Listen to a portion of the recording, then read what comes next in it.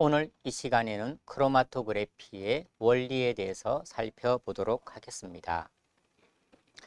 우선 크로마토그래피의 역사에 대해서 한번 살펴보겠습니다. 크로마토그래피라고 하는 용어는 1906년도 러시아의 식물학자인 마이클 저벳에 의해서 처음으로 사용이 되었습니다. 마이클 저벳은 칼슘 카보네이트를 고정상으로 이용을 해서 식물 잎에 존재하는 클로로필을 분리하였는데요. 이때 크로마토그래피라고 하는 용어를 사용하였다고 합니다. 마이클 저벳은 이와 같은 유리관에 칼슘 카보네이트를 충전을 하고 그리고 어떤 식물의 피그먼트를 로딩을 하고 난 다음에 페트룰륨 이스하고 에탄올을 가지고 흘려 주었습니다. 그렇게 흘려주고 나니까 여기에 이와 같은 클로로필 A하고 클로로필 두 개가 분리가 되어서 색띠가 생성되는 것을 발견을 하게 된 거죠. 이와 같이 색이 이렇게 색띠 현상으로 분리가 되어서 나타난다라고 해서 크로마토그래피라고 이름을 지었다라고 합니다. 크로마토그래피의 정의는 서로 섞이지 않는 이동상과 정지상의 두 상을 이용하여 각각의 성분을 분리하는 기술을 우리는 크로마토그래피라고 이야기를 하고 있습니다. 그렇다면 우리가 고정상은 무엇이고 이동상은 무엇인지 살펴보겠습니다. 이동상이라고 하면 이와 같은 칼럼이 있을 때 칼럼을 통과해서 이동하는 물질을 우리는 이동상이라고 이야기를 하고 이동할 수 있었기 때문에 액체 또는 기체가 여기에 해당할 수가 있습니다.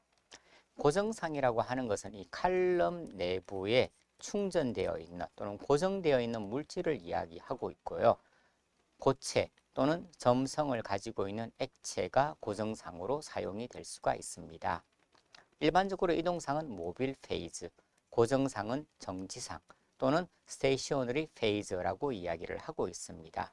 결국 분리라고 하는 것은 용질 분자가 고정상과 이동상 사이에서 서로 분배하는 현상이 분리가 되겠습니다. 이때 이동상, 들어가는 이동상을 우리가 일루언트라고 이야기를 하고요. 용출된 이동상을 일루에이트라고 이야기를 하고 있습니다. 크로마토그래피를 분류를 하게 되면은 우선 이동상의 종류에 따라 이동상이 기체인 경우, 액체인 경우 이렇게 나누어 볼 수가 있고요. 그리고 고정상의 이 고체인 경우에 이 경우는 가스 솔리드 크로마토그래피, 고정상이 액체인 경우는 가스 리퀴드 크로마토그래피 이렇게 분리가 되겠고요.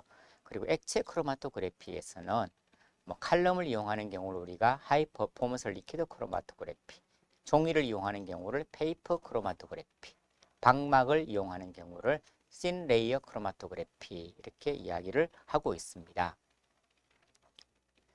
자, 칼럼 크로마토그래피를 보게 되면 우리가 이 크로마토스, 컬러라는 의미를 가지고 있는 그리스 말이 되겠고요. 그래피는 드로잉의 의미를 가지고 있습니다. 결국은 크로마토스하고 그래피가 합쳐진 말이 크로마토그래피가 되는 거죠. 이는 혼합 성분이 단일 물질로 분리가 되는 현상인데 이와 같이 어떤 칼럼에다가 충전, 고정상을 넣어두고 이동상을 흘려주게 되면은 목매가 이동상이 되겠죠. 흘려주게 되면 이와 같이 색띠로 분리가 되는 현상을 발견할 수가 있는데 이것을 러시아의 과학자 마이클 서벳이 보고서는 크로마토그래피라고 이름을 붙이게 된 거죠. 크로마토그래피는 가장 대표적으로 액체 크로마토그래피와 가스, 기체 크로마토그래피 둘로 나누어 볼 수가 있습니다. 액체 크로마토그래피의 경우는 이동상이 액체로 사용하고 있어요. 주로 아세토니트릴, 물, 메탄올 등을 사용하고 있는데요. 액체를 이동시키기 위해서는 펌프를 사용하게 되겠죠. 펌프를 사용해서 이 펌프에서 이 이동상이 칼럼 속으로 들어가게끔 만들어 두고 있습니다. 시로를 주입할 때는 이와 같이 생긴 인젝션 폴트를 이용해서 시로를 주입하게 되고요. 이렇게 들어간 시로는 칼럼을 통과하게 되면서 분리가 이루어지게 되겠죠. 분리가 된 성분들이 각각 검출기에서 검출이 되게 되고 그 결과 크로마토그램이라고 하는 형태로 나타나게 되는데 크로마토그램은 X축은 RT, 머무름 시간이 나타나게 되고요. 그리고 Y축은 상대적인 어떤 거물질의 인텐시티가 나타나게 됩니다. 저기 이렇게 해서 이런 식으로 크로마토그램이 나타나게 되게 되는 거죠.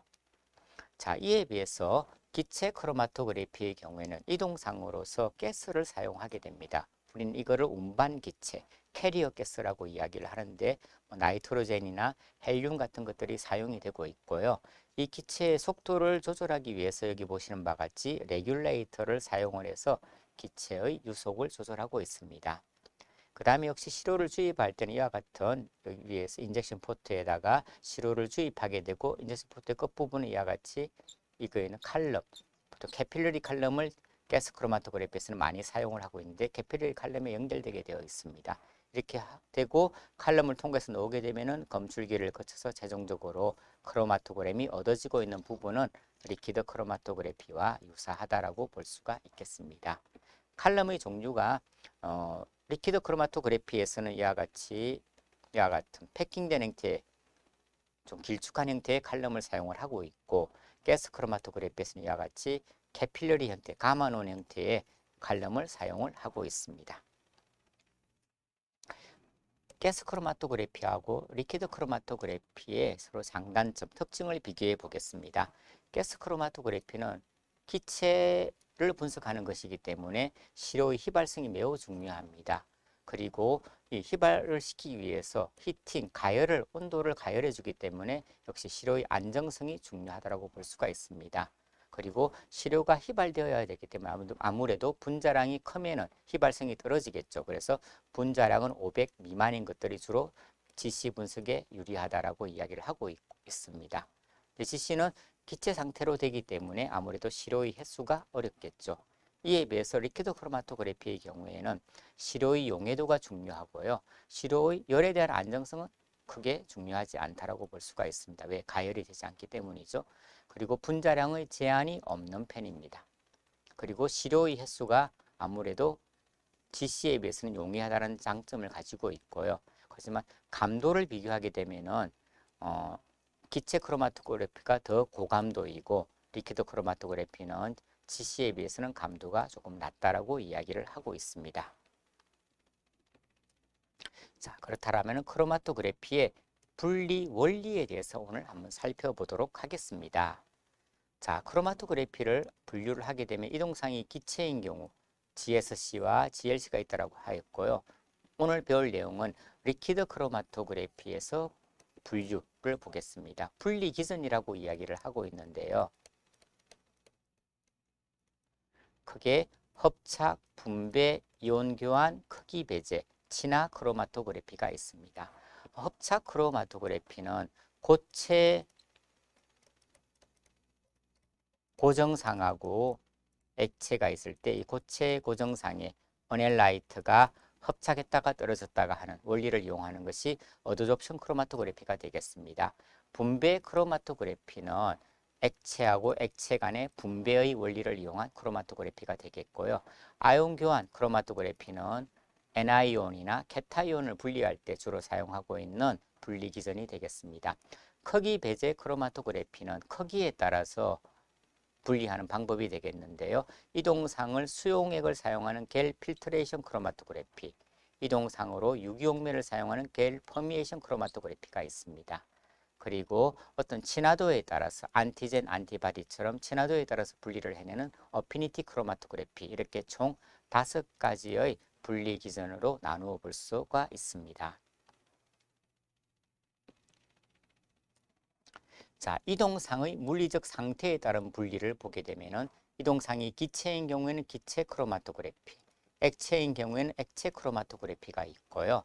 그리고 초인계 유체라고 해서 기체와 액체의 중간 단계에 있는 2가지 성질을 다 가지고 있는 초인계 유체를 사용하는 경우에는 초인계 유체 크로마토그래피 SFC가 있겠습니다. 이동상과 정지상의 분포 평형에 대해 살펴보게 되면요. 이동상이 일정 압력 하에서 칼럼을 이동하는 방법은 가스 크로마토그래피나 슈퍼 크리티컬 플루이드 크로마토그래피가 되겠고요. 이동상이 중력으로 이동하는 것은 칼럼 크로마토그래피가 되겠습니다. 다음에 이동상이 모세관 작용에 의해서 이동하는 것은 신 레이어 크로마토그래피, 이동상이 고압하에서 이동하는 것은 하이 퍼포먼스 리퀴드 크로마토그래피, 이동상이 전기장 하에서 전기 삼투에 의해서 이동하는 것은 캐필러리 일렉트로포레시스, 이렇게 나누어 볼 수가 있습니다. 머무른 기전에 따라서 조금 전에 살펴본 바와 같이 hợp착, 분배, 이온 교환, 크기 배제, 그리고 친화 크로마토그래피가 있는데요. hợp착 크로마토그래피는 마이클 쩌벳이 식물 색소를 분리하는 데 사용한 최초의 그런 식물 색소 분리의 최초로 사용한 방법이 되겠습니다. 고정상으로서 고체, 실리카나, 알루미나, 마이클 쩌벳 같은 경우는 칼슘 카보네이트를 사용했다, 그죠? 고체와 액체가, 고체의 어넬라이트가 hợp착되었다가 떨어졌다가 하는 원리를 이용하는 것이 hợp착 크로마토그래피가 되겠습니다. 분배 크로마토그래피는 1941년 마틴과 신지에 의해서 그 이론이 정립이 되었는데요. 액체와 액체 간의 시료가 왔다 갔다 하는 분배의 원리를 이용하는 것이다 라고 이야기를 할 수가 있습니다. 이온교환 크로마토그래피는 레진에 설페이트나 커터너리 아민을 붙여서 일렉트로스태틱 폴스를 정전기적인 과 같은 인력을 이용하는 방법이 이온교환 수지가 되겠습니다. 주로 애나이온이나 케타이온을 분리할 때 많이 사용을 하고 있습니다. 크기 배제 크로마토그래피 같은 경우에는 1959년 포라스에 의해서 이론이 정립이 되었는데요. 사이즈 익스클루전 크로마토그래피라고 이야기를 합니다. 아무래도 이와 같은 공극이 많이 있는데 크기가 작은 어넬라이트는 공극에 많이 들어갈 수가 있고 오랫동안 머물 수 있기 때문에 크기가 작은 물질이 늦게 용출이 되고 크기가 큰 물질이 빨리 용출이 되는 특징을 가지고 있습니다. 어피니티 크로마토그래피는 안티젠, 안티바디와 같은 아주 특별한 어피니티를 이용한 크로마토그래피가 되겠고 우리나라 말로는 친화 크로마토그래피라고 이야기를 하고 있습니다. 파티션 크로마토그래피는 가장 일반적인 그리고 가장 널리 사용되고 있는 크로마토그래피 타입이 되겠고요. 고정상으로는 사용되는 고체, 지지체, 실리카 표면에 있는 액상과 이동상으로 사용되는 액체에 대한 분배력의 차이에 의해서 분리가 이루어지는 것이 되겠습니다.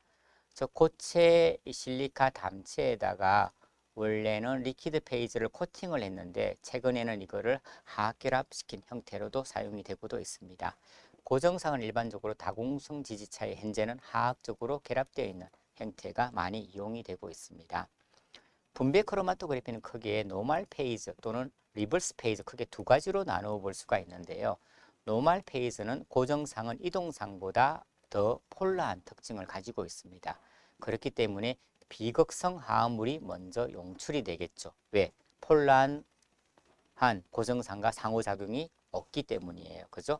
그리고 리버스 페이즈 같은 경우는 비극성 고정상 C18과 같은 비극성 고정상과 극성 이동성 사이의 분배 정도 차이를 이용하는 것으로서 노멀 페이즈와 반대로 극성 화합물이 먼저 용출되는 특징을 가지고 있습니다. 즉 폴라한 물질이 리버스 페이지에서는 더 빨리 용출이 된다라고 하는 거죠.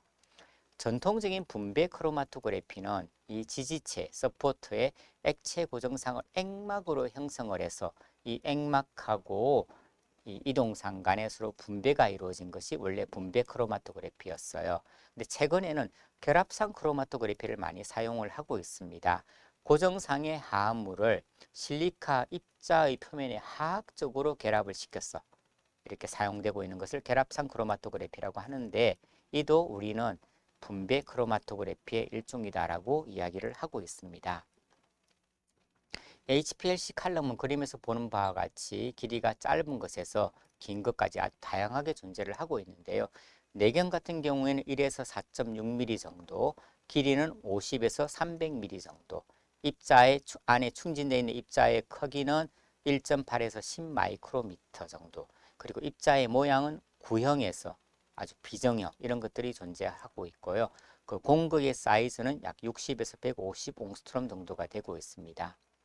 우리가 좋은 분리능을 얻기 위한 이 칼럼의 사양을 보게 되면은요, 안에 있는 칼럼의 내경이 작으면 작을수록 분리도가 좋아지게 되고요. 칼럼의 길이가 길면 길수록 분리도가 좋아집니다.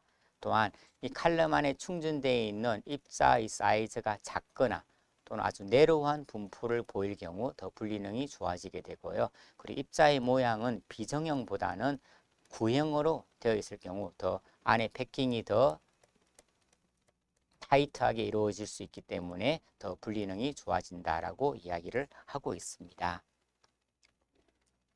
자, 비정형의 입자 모양이 되겠고요. 구형이 되겠습니다. 당연히 구형이 더 타이트하게 패킹이 이루어질 수 있겠죠. 그러니까 분리능이 훨씬 더 이 비정형보다는 좋다라고 이야기를 할 수가 있습니다. 옛날에 놓은 충진물 같은 경우 이와 같이 전체가 다공성의 물질로 구성되어 있는 포러스한 파티클이 줄을 이루고 있었습니다. 전부가 다공성이기 때문에 표면적이 넓고 그리고 커패시티 또한 아주 큰 특징을 가지고 있습니다. 하지만 최근에는 펠리큘라 타입의 파티클이 많이 이용되고 있는데요. 내부는 단단한 구조로 되어 있고요. 그리고 표면은 얇은 다공성의 물질로 되어 있습니다. 아무래도 표면만 다공성 물질이기 때문에 포러스 파티클에 비해서 표면적이라든지 용량이 작은 특징을 가지고 있습니다. 하지만 로우 서피스 에어리어, 로우 커패시티를 가지고 있기 때문에 짧은 고정상가, 이동상간의 평형시간이 짧은 특징을 가지고 있고 레졸루션 또한 그에 따라서 증가되는 특징을 보이고 있어서 최근에는 포러스 전체가 포러스한 파티클보다는 펠리큘라 타입의 파티클이 이 HPLC 칼럼의 충진제로서 많이 활용이 되고 있습니다. 패킹 머티리얼은 주로 실리카를 많이 사용하고 있는데요. 그 이유는 기계적 강도가 우수하고 완전 다공성이고 고압에도 잘 견디고 압력이 적게 걸리며 비평균성이고 수명이 긴 장점을 가지고 있습니다. 한 가지 단점은 높은 pH에서 해리되는 특성이 있기 때문에 주로 pH 8 이하에서 사용하는 것을 권고를 하고 있습니다. 패킹 물질은 실리카 또는 본디드 실리카라고 이야기를 하고 있는데요. 실리카 같은 경우는 이와 같이 프리실라놀 형태 또는 제미널 실라놀 형태 또는 어소시에이티드 실라놀 형태로 활용이 되고 있고요. 이 본디드 실리카 같은 경우는 이 실라놀의 O에다가 다양한 화합물들을 결합시켜서 사용되는 것이 본디드 실리카가 되겠습니다. 자, 본디드 실리카는 실라놀 그룹의 화학적 반응을 이용해서 단분자 상태의 유기화합물층을 만든 형태가 되겠는데요. 일반적으로 반응 시약은 다이메틸 알킬 클로로실레인을 사용하고 있습니다. 이때 사용한 알킬이 C8, C18, 페닐, 아미노프로필 다양하게 활용을 할 수가 있는데요. 이와 같은 것을 우리가 본디드 스테이셔너리 페이즈, 알킬기가 C18인 경우에는 C18 칼럼 이렇게 이야기를 하고 있습니다. 하지만 이렇게 반응을 시키게 되면은요, 이렇게 반응되지 않은 실라놀 그룹들이 역시 존재를 하고 있는데 이걸 우리가 레지듀얼 실라놀 그룹이라고 이야기를 하고 있고요. 이 레지듀얼 실라놀 그룹은 트리메틸의 클로로실레인으로 반응을 시켜주게 되면 레지듀얼 실라놀 그룹을 이렇게 엔드 캐핑을 할 수가 있습니다. 이렇게 엔드 캐핑한 실라놀 그룹을 엔드 캡트 본디드 실리카라고 이야기를 하고 있습니다. C18A 칼럼에서 남아있는 실라놀 그룹을 트리메틸 실릴레이션 시킨 것이 되겠죠.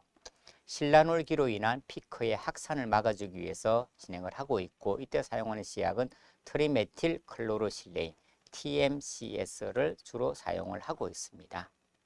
이와 같은 구조의 칼럼을 우리가 엔드 캐핑되어 있는 본디드 실리카, 엔드 캡트 또는 C18 칼럼 이렇게 이야기를 하고 있습니다. 다음에 엔드 캡트 실리 이 칼럼을 만들기 위해서는 반응을 원래 C18도 붙여주고 그 다음에 트리메틸 실레인도 붙여줘요. 두 번 반응을 해야 되는 단점이 있어요. 이러한 단점을 보완하기 위해서 실라놀 그룹의 화학적인 반응을 이용한 단분자 상태의 유기화합물층. 원래는 메틸기 대신에 메틸기 좀 더 큰 분자를 붙여줘요. 그래서 다이아이소프로필이나 다이아이소뷰틸을 사용을 하게 되는 거죠. 이렇게 큰 분자를 붙여주게 되면은 스테릭 이펙트로 인해 가지고서 실라놀 그룹이 이와 같이 막아지는 효과가 존재하게 되니까 상대적으로 실라노레 이펙트를 줄여줄 수 있겠죠. 그래서 이와 같은 특징 때문에 또 스테리클리 프로텍티드 본디드 페이지도 HPLC 분석에서 많이 사용되고 있는 칼럼 중에 하나라고 볼 수가 있습니다.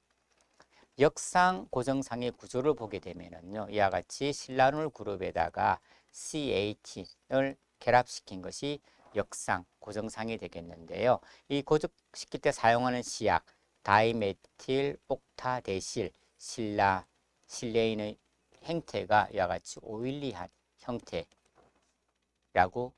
형태가 되겠습니다. 그래서 이와 같은 오일하고 이동상하고의 상호작용에서 분리가 이루어진다고 생각하기 때문에 우리가 분배 크로마토그래피라는 용어를 사용할 수 있게 되는 것입니다.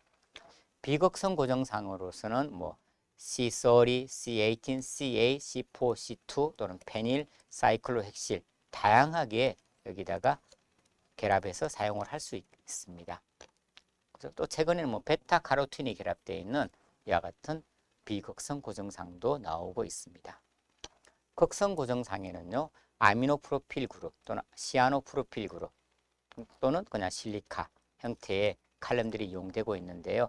아민이라든지 시안 같은 경우는 폴라한 펑셔널 그룹이 존재하기 때문에 극성 고정상으로 분류가 되고 있습니다.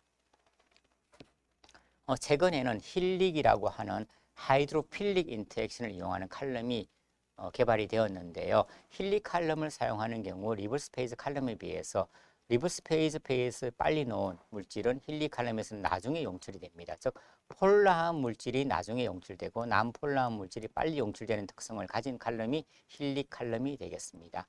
최근에 이 힐릭 칼럼도 리버스 페이즈 칼럼이나 아이온 크로마토그래피 칼럼의 중간적인 성격을 가지고 있기 때문에 역시 분석에 널리 사용되고 있습니다.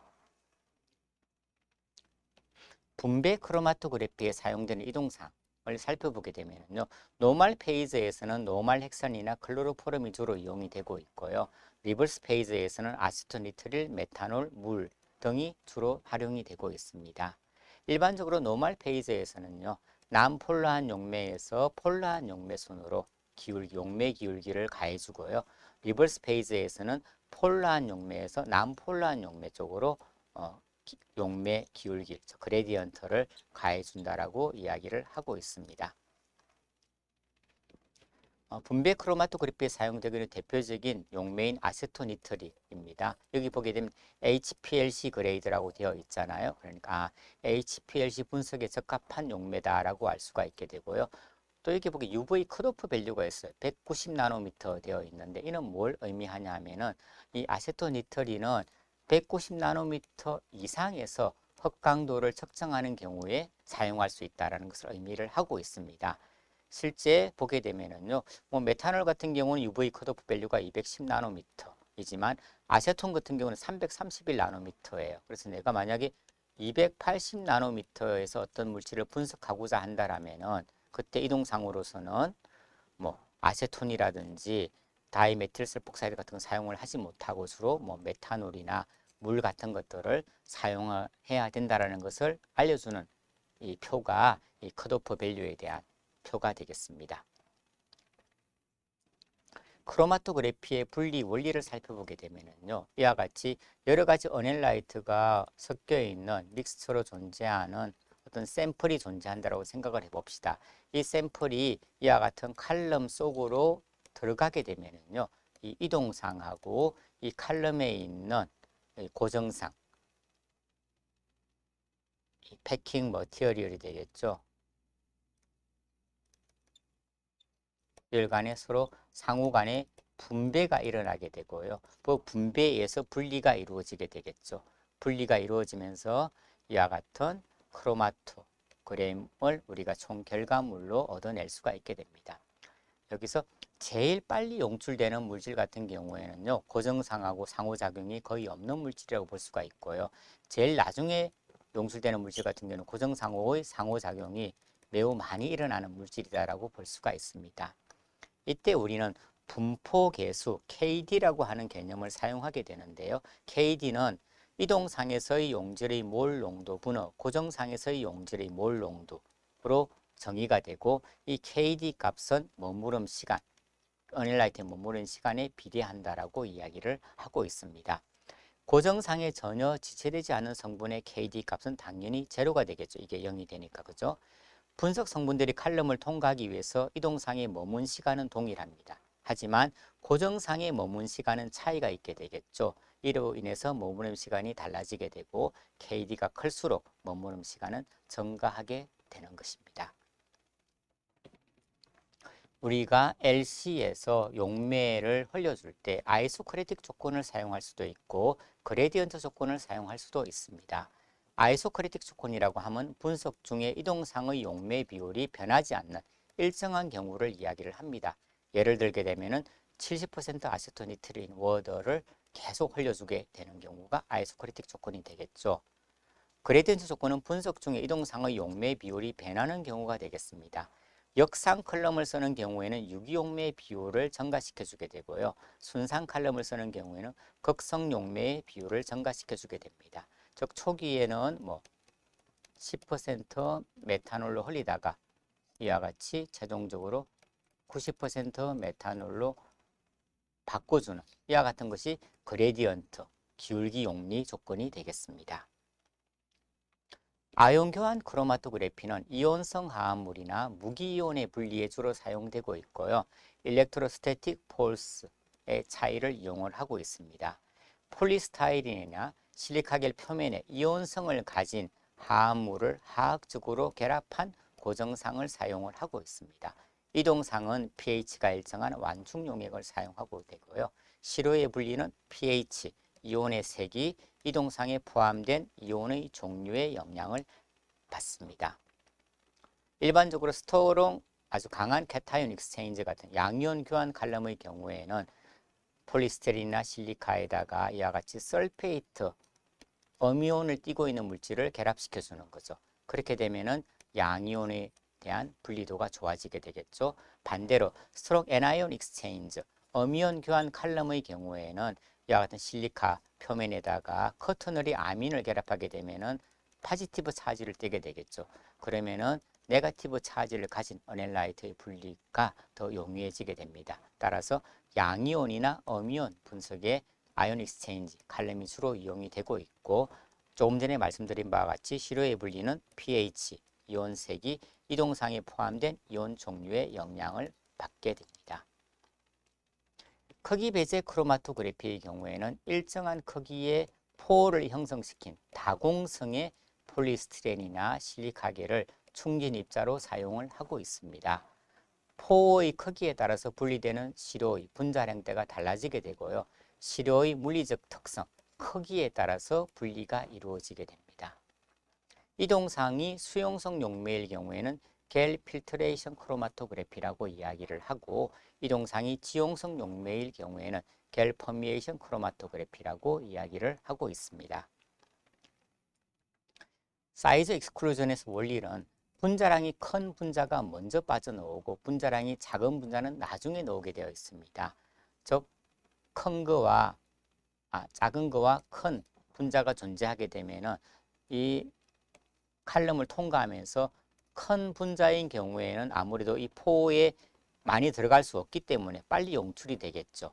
그리고 하지만 크기가 작은 분자인 경우에는 포에 들어갔다가 나왔다 하기 때문에 늦게 용출이 될 것입니다. 그래서 크기가 큰 분자가 빨리 용출이 되고 크기가 작은 분자가 늦게 용출되는 특징을 가진 것이 사이즈 익스클루전 크로마토그래피가 되겠습니다. 자, 오늘은 우리가 크로마토그래피의 분류에 대해서 크게 배워봤었는데요. 리퀴드 크로마토그래피의 분리 기준으로는 hợp착 크로마토그래피, 분배 크로마토그래피, 아연 교환 크로마토그래피, 사이즈 익스클루전 크로마토그래피, 그리고 친화 크로마토그래피가 있었습니다. 이상으로 오늘 수업을 마치도록 하겠습니다. 수고하셨습니다.